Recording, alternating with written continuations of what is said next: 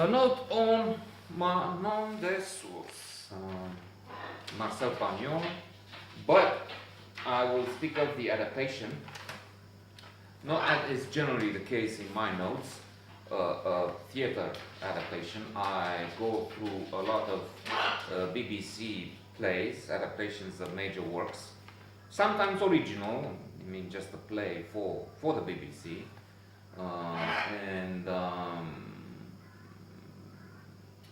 in this case it's for television. Since I brought up the subject, you can access the BBC site if you're interested, and they have the play of the week. They have a lot of wonderful things there, theatre-wise. This one, together with Jean de Florette, the first part, Manon de Sources, is one of the best films I've seen, and with that it deserves more than a no.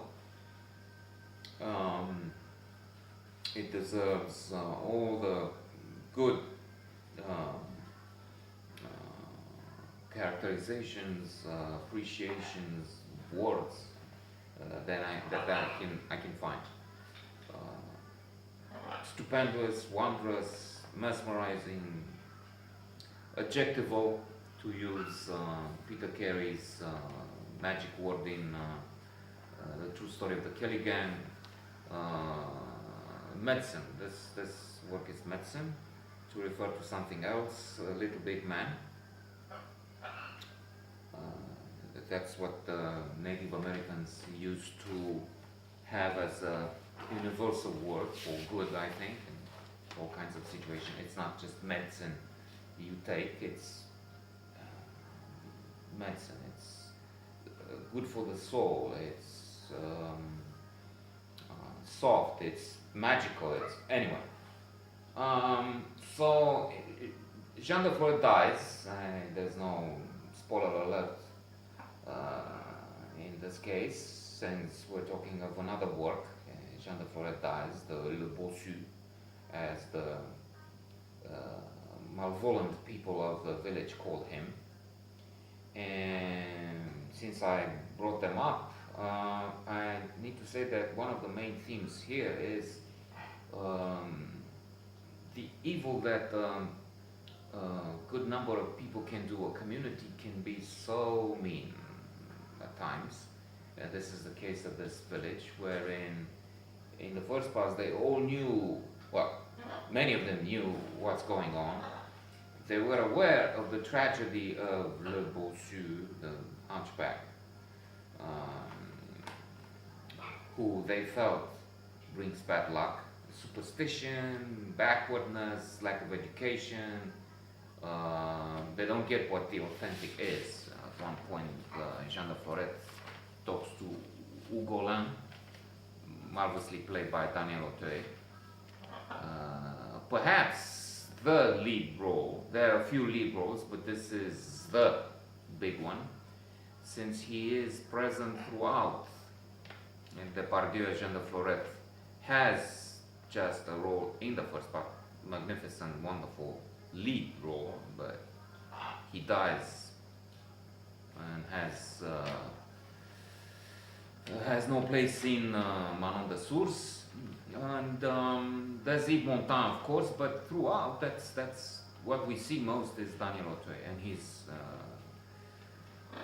sensational performance.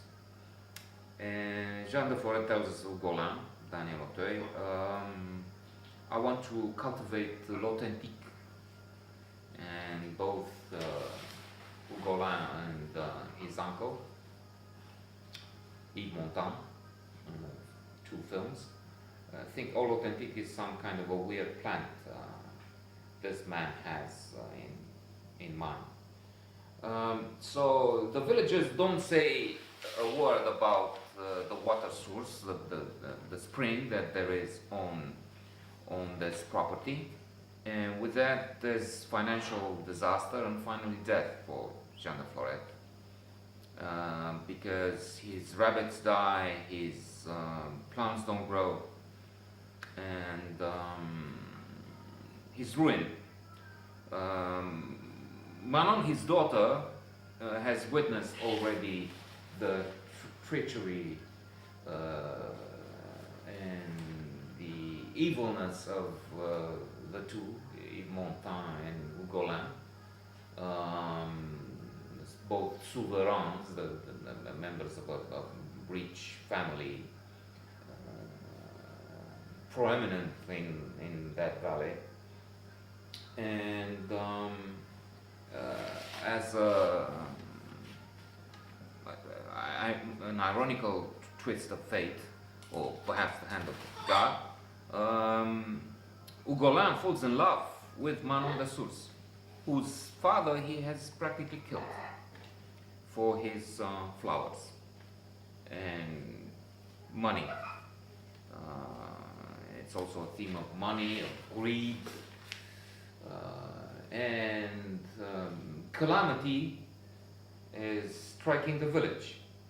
It's Manon adding to the drought. She blocks the source for the village, the whole village, and there's no more water. They have a procession, they try and invoke the will of God and the protecting saints. And there's a priest who doesn't name names, but names the culprit. It says there's something wrong in the village, and they kind of understand that the souverains are responsible for what happened with Jean de Florette and his family. But there's also a mirror in front of the community, because they could have helped. And they agitate now because they're hit in their own pockets, they hit their own flocks of sheep and whatever they have, animals, and there's no water. Until there is some kind of reparation, there is a moral and ethic